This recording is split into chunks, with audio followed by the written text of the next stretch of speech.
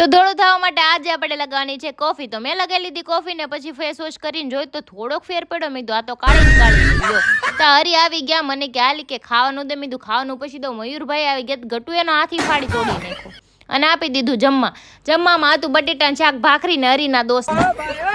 પછી જમીને મેં કીધું હાલો હુઈ જાવ. તા મનોજભાઈનો વિડીયો કોલ આવ્યો. આ નવરી બજાને કઈ કામ ધંધો છે અને ન્યૂઝ જોતી મને માથું ચડી ગયું. તો મેં કીધું ચા પી લઉં. ચા પીને કપડાં હકેલી ને આપણે ગટુ હારે રમવાનું છે. નામ લખી દીધું ગટુનું મેં હીર. પછી આપણે બનાવી નાખી આંબલીની ચટણી કેમ કે આજે આપણે વડાપાઉં બનાવવાના ને. આ બટેટાનો મસાલો ફૂલ વ્લોગ જો હોય ને રેસીપીનો તો મારા ચેનલમાં આવી ગયો છે, જોઈ લેજો.